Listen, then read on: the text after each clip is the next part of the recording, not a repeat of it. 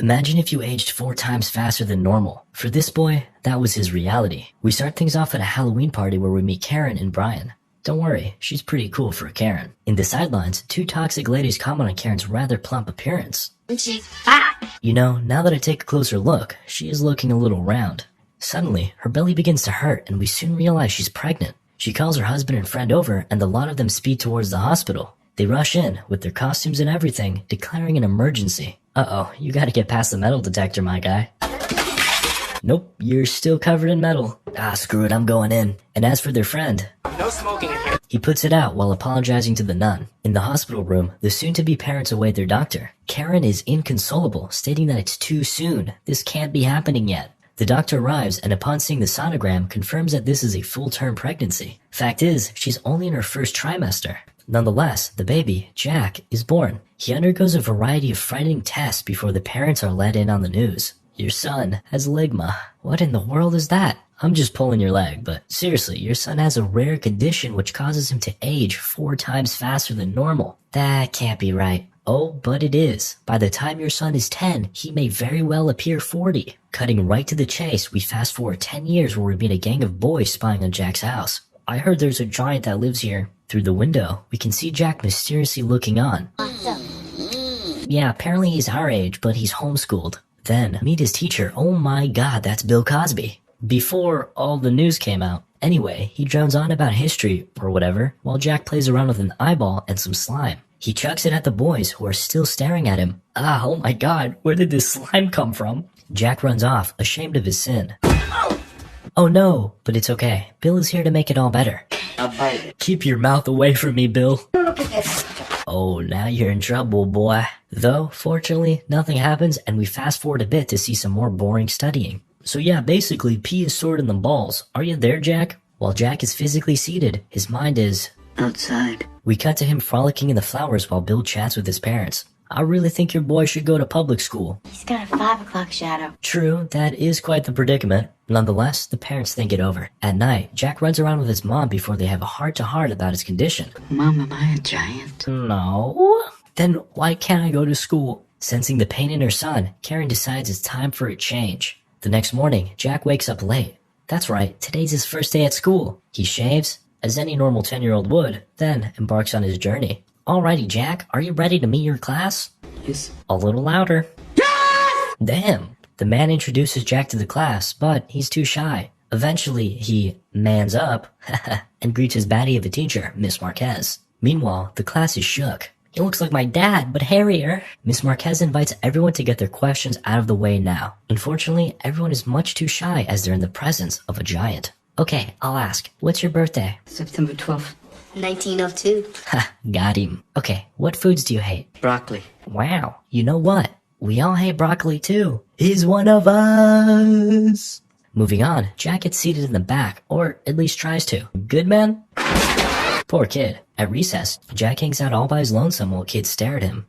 I wonder why. Then, the gang from earlier glances at him before one of the boys, Lewis, shows him the eye. This puts a smile on Jack's face. Though, the moment is cut short when a rival gang of boys challenges them to a basketball match. Alone again. But not for long.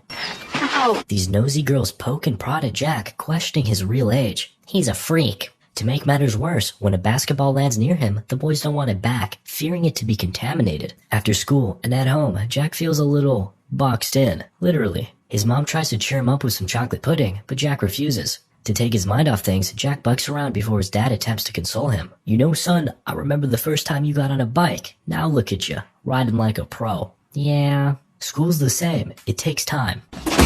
Hey Dad, could we get a basketball hoop? Speaking of which, the next day at school, Lewis invites Jack over for a game. Okay, just stand here with your hands up. A for effort, I guess. Just move your feet. My feet? Okay, I got it. Moving my feet, moving my feet. Man, you've got to do better than that. After a little while, he does, managing to block a score and land one of his own. Miss Marquez looks on, barely able to contain her excitement. After recess, she even praises him. Change your name from Jack to Shaq. Ha, good one.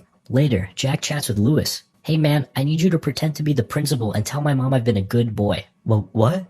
Okay, I guess I can do that. Then, his absolute stunner of a mother pulls up. Jack can barely contain himself. Keep those eyes up, buddy. So, how's Lewis been doing? Oh, just wonderful. He's the smartest kid in the whole wide world. Lewis looks back, giving a nod of approval. Suddenly, things take a naughty turn. Those are bad for you. Since when is being bad?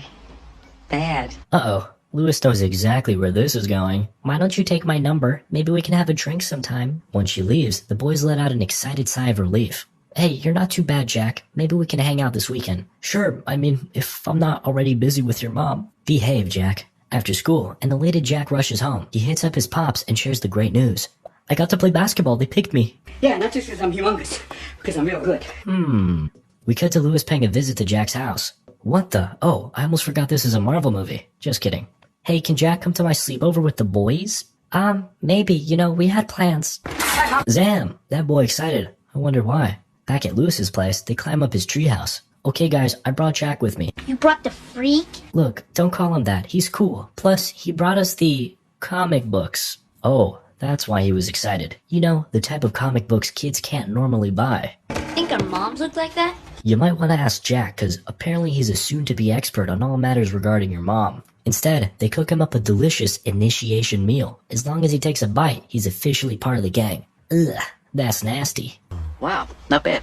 Oh, okay. Later, we get a look at Jack running some errands for the boys. Ooh, I want that, and a lollipop, and some chocolate, and, one of those comics, please. 10-4, we had liftoff. I have the penthouse. One day, at the treehouse, Jack decides to bring along a friend. Oh god, no, not you. Not the kids. Then, things take a randomly dark turn. Afraid, boys, you wouldn't want that to happen. Some of my parts are rotten. Wait, is this a documentary? Oh, never mind, they're actually talking about passing gas. No joke. Still creepy, though.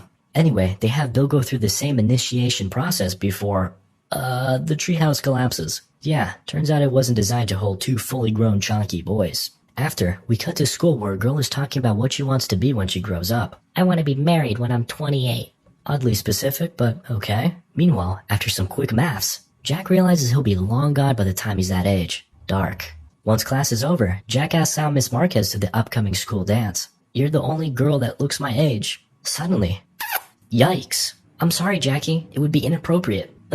Okay, I'm fine. Jack runs off, but due to his achy heart, collapses by the stairs. Fortunately, Lewis spots him and calls for help. At the hospital, the doctor notes that Jack's body is working overtime due to his accelerated aging. Fearing for her son's safety, Karen decides to pull Jack out of school. What about my friends? A devastated Jack runs off before finding his father. They embrace while his mom watches on with tears in her eyes. That night, in an effort to get his mind off things, Jack visits a club that Lewis's mom told him about. Hey, watch it. Cool your jets, pal. Things are quite awkward for poor Jackie at first. But this guy, we'll call him Jeff, eases him into the experience. After a few drinks, they're practically best buds. They bond over being boomers before, whoa, Lewis's mom pulls up. Lewis's mom has got it going on. Jack walks up and makes his move. Very smooth. She invites him to dance, and Jeff is shook.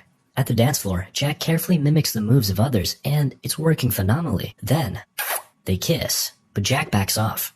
You're Louis' mom. She assures him it's okay, and comes in strong. Again with you? What's your problem, pal? Uh-oh, looks like we've got a real tough guy here. The man spews venomous words, and Jack counters with some grade school-level insults. Your mouth smells like butt. Get that from Lewis? He always says that. Mr. Tough Guy laughs along, and everything is seemingly okay before.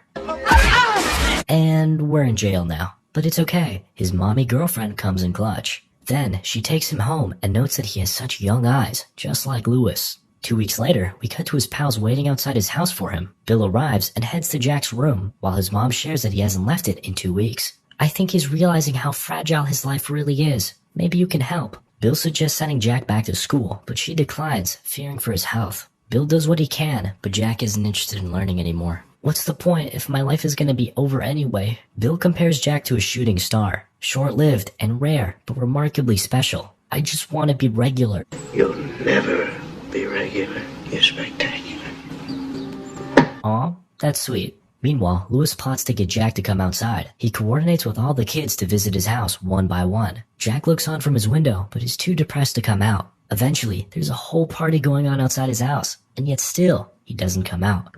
Jack dons an oxygen mask and cries while the kids call out for him. The reality of aging is hitting him hard. However, one day, he snaps out of it, deciding to go back to school. Fortunately, his mother lets him. Meanwhile, at school, Lewis is giving a presentation about what he wants to be when he grows up. He dedicates the speech to his best friend, Jack, praising him for his youthful wonder and kind heart. Before the speech concludes, Jack arrives, excited as can be. Everyone is elated to see him, and he takes his seat to listen to the rest of Lewis's tearjerker of a speech. Fast forward 7 years later, and the boys are all grown up. Looks like Lewis's mom has still got it going on. Jack and his family arrive, and we spot a new addition, a little sister. Seems this is a high school graduation ceremony. As this year's valedictorian, Jack is brought up to give a speech. He inspires everyone not to look to the past or the future, but to instead live in the moment, cherishing the present. Though his life will end up being a short one, he made it spectacular. I made it, Mom. I'm a grown-up. Our story ends with Old Man Jack heading out with the boys for another adventure.